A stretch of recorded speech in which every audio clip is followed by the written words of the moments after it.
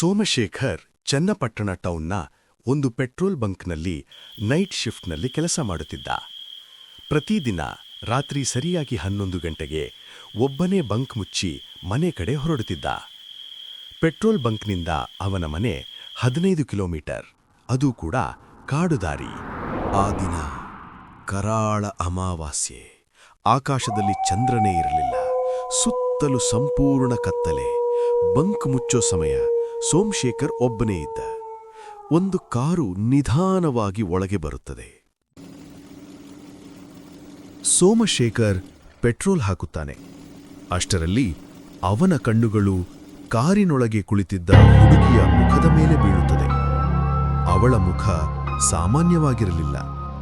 ಕಣ್ಣುಗಳು ಸಂಪೂರ್ಣ ಕೆಂಪು, ಕೂದಲು ಗಾಳಿಯಲ್ಲಿ ತಾನೇ ಹಾರಾಡ್ತಿತ್ತು. ಸೋಮಶೇಖರ ಕೈ ನಡುಗುತ್ತದೆ. ಪೆಟ್ರೋಲ್ ಪೈಪ್ ಕೈಯಿಂದ ಜಾರುತ್ತದೆ. ಕಾರ್ ಒಮ್ಮೆಲೆ ಸ್ಟಾರ್ಟ್ ಆಗಿ ಅಲ್ಲಿಂದ ಹೊರಟು ಹೋಗುತ್ತೆ. ಇದ್ದಕ್ಕಿದ್ದ ಹಾಗೆ ಗಾಳಿಯ ರಭಸ ಜೋರಾಗ್ತದೆ. ಸೋಮಶೇಖರ್ ದಿಗ್ಭ್ರಮೆಯಿಂದ ನಿಂತಿರುತ್ತಾನೆ. ಹೃದಯ ಜೋರಾಗಿ ಬಡಿದುಕೊಳ್ಳುತ್ತದೆ. ಯಾವುದೇ ಯೋಚನೆ ಮಾಡದೆ ಬಂಕ್ ಮುಚ್ಚಿ ಬೇಗನೆ ಬೈಕಿನಲ್ಲಿ ಮನೆ ಕಡೆ ಹೊರಡುತ್ತಾನೆ. ಅಮಾವಾಸ್ಯೆಯ ರಾತ್ರಿ, ಕಾಡುದಾರಿ, ಗಾಳಿಯ ಸದ್ದು, ಎಲೆಗಳ ಸಪ್ಪಳ. ಆ ರಸ್ತೆ ಅವನಿಗೆ ಜೀವಂತವಾಗಿ ನೋಡುತ್ತಿದ್ದಂತೆ ಭಾಸವಾಗುತ್ತದೆ. ಅರ್ಧ ದಾರಿ ಬರುವಷ್ಟರಲ್ಲೇ ಬೈಕ್ ಒಮ್ಮೆಲೆ ನಿಲ್ಲುತ್ತದೆ.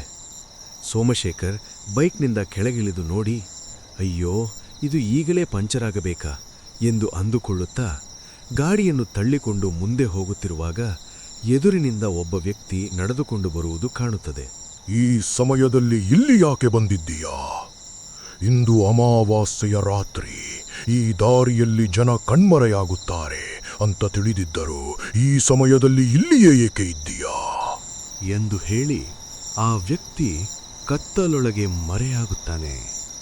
ಇದ್ದಕ್ಕಿದ್ದ ಹಾಗೆ ಮರೆಯಾದ ವ್ಯಕ್ತಿಯನ್ನು ಕಂಡು ಗಾಬರಿಯಾದ ಸೋಮಶೇಖರ್ ಅಲ್ಲಿಂದ ಗಾಡಿಯನ್ನು ತಳ್ಳಿಕೊಂಡು ಬೇಗ ಹೊರಡುತ್ತಾನೆ. ಸ್ವಲ್ಪ ದೂರ ಬರುವಷ್ಟರಲ್ಲಿ ಅವನಿಗೆ ಕೆಂಪು ಕೆಂಪಾಗಿ ಏನೋ ಕಾಣುತ್ತದೆ. ಅವನು ಜೇಬಿನಿಂದ ಟಾರ್ಚ್ ತೆಗೆದು ಬೆಳಕು ಬಂದ ಕಡೆ ನೋಡುತ್ತಾನೆ. ಕಾಡು ಬೆಕ್ಕು. ಕಣ್ಣುಗಳು ಅಮಾವಾಸ್ಯೆ ಕತ್ತಲಲ್ಲಿ ಬೆಂಕಿಯಂತೆ ಹೊಳೆಯುತ್ತವೆ. ಇದನ್ನು ನೋಡಿ ಮತ್ತಷ್ಟು ಹೆದರಿ ಗಾಬರಿಯಿಂದ ಮುಂದೆ ಹೋಗುತ್ತಾನೆ. ಅವನಿಗೆ ಯಾರೋ ಹಿಂದೆ ನಡೆದು ಬರುವ ಹಾಗೆ ಶಬ್ದ ಕೇಳುತ್ತದೆ. ಅವನು ಹಿಂದೆ ತಿರುಗಿ ನೋಡುತ್ತಾನೆ. ಯಾರೂ ಇಲ್ಲ. ಮತ್ತೆ ಬೈಕ್ ತಳ್ಳಲು ಹೋಗುತ್ತಾನೆ. ಆದರೆ ಬೈಕ್ ಮುಂದಕ್ಕೆ ಹೋಗೋದಿಲ್ಲ. ಯಾರೋ ಹಿಂದಿನಿಂದ ಎಳೆದಂತಾಗುತ್ತದೆ. ಪೆಟ್ರೋಲ್ ಬಂಕ್ನಲ್ಲಿ ಕಾರ್ನಲ್ಲಿ ನೋಡಿದ್ದ ಅದೇ ಹುಡುಗಿ. ಅವಳ ಕಾಲುಗಳು ನೆಲಕ್ಕೆ ತಾಕುತ್ತಿಲ್ಲ. ಅವಳು ತೇಲುತ್ತಾ ನಿಂತಿದ್ದಾಳೆ. ಕಣ್ಣುಗಳು ಕೆಂಪಾಗಿದೆ. ಅವಳು ಭಯಾನಕವಾಗಿ ಕಾಣುತ್ತಿದ್ದಳು. ಸೋಮಶೇಖರ್ ಭಯದಿಂದ ಹೆದರಿ ಹೋಗುತ್ತಾನೆ. ಬೈಕನ್ನು ಅಲ್ಲೇ ಬಿಟ್ಟು ಓಡಲು ಶುರು ಮಾಡುತ್ತಾನೆ. ಓಡುತ್ತಾ ಹಿಂದೆ ತಿರುಗಿ ನೋಡುತ್ತಾನೆ. ಬೈಕ್ ಕೂಡ ಅವನ ಹಿಂದೆ ಬರುತ್ತಿದೆ. ಅವಳು ಕುಳಿತಿದ್ದಾಳೆ ಬೈಕ್ ಮೇಲೆ. ಇವನು ದಾರಿ ತಪ್ಪಿ ಕಾಡಿನೊಳಗೆ ಹೋಗುತ್ತಾನೆ. ಭಯಾನಕ ಕಾಡು, ಸಂಪೂರ್ಣ ಕತ್ತಲೆ, ಕಾಡು ಪ್ರಾಣಿಗಳ ಭಯ. ಕಾಡಿನಲ್ಲಿ ಒಬ್ಬನೇ ಓಡಿ ಹೋಗುತ್ತಿರುತ್ತಾನೆ. ಎಲ್ಲಿಗೆ ಹೋಗುತ್ತಿದ್ದೀನಿ ಅಂತ ಅವನಿಗೆ ಗೊತ್ತಾಗುತ್ತಿಲ್ಲ. ಹಾವನ್ನು ನೋಡಿ ಬೆಚ್ಚಿಬಿದ್ದು ನಿಲ್ಲುತ್ತಾನೆ.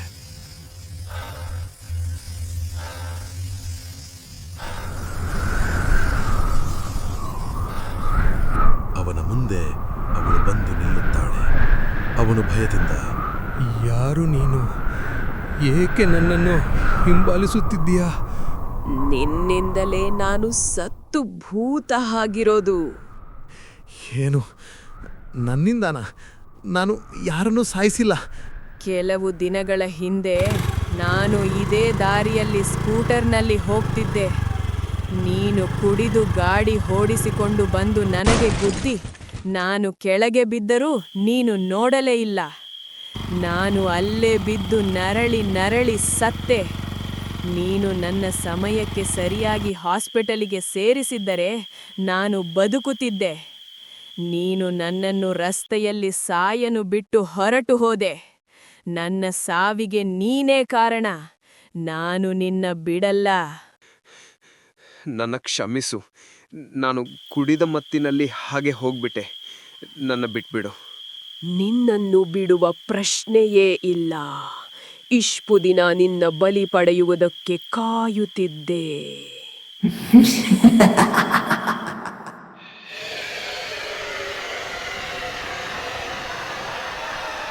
ಅವನು ಅವಳಿಂದ ತಪ್ಪಿಸಿಕೊಂಡು ಓಡುತ್ತಾನೆ.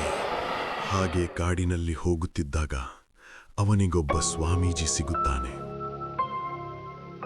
ಯಾರು ನೀನು? ಯಾಕೆ ಓಡುತ್ತಿದ್ದೀಯ? ಸ್ವಾಮಿ, ಒಂದು ಭೂತ ನನ್ನನ್ನು ಸಾಯಿಸಲು ಬರುತ್ತಿದೆ. ನನ್ನನ್ನು ಕಾಪಾಡಿ.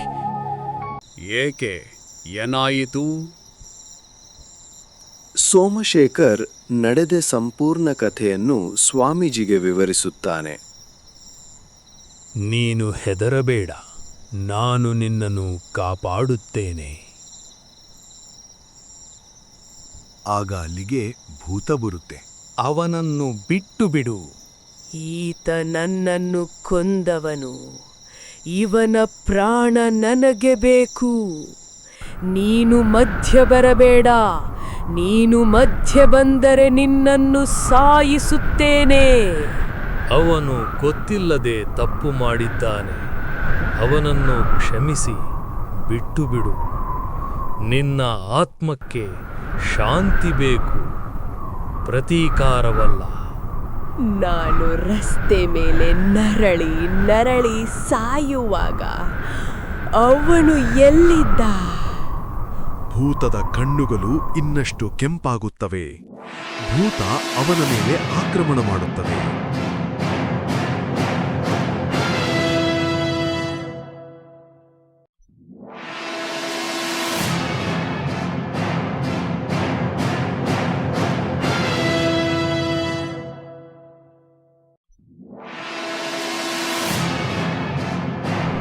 ಸ್ವಾಮೀಜಿ ಭೂತದ ಕಡೆ ಪವಿತ್ರವಾದ ಜಲವನ್ನು ಎಸೆಯುತ್ತಾರೆ.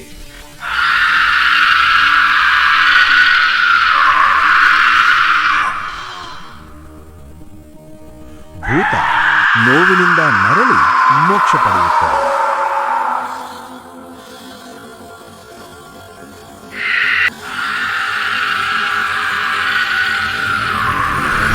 ಸೋಮಶೇಖರನು ಸ್ವಾಮೀಜಿಗೆ ಕೈ ಮುಗಿದು ಪಶ್ಚಾತ್ತಾಪದಿಂದ ಮನೆಗೆ ಹಿಂದಿರುಗುತ್ತಾನೆ.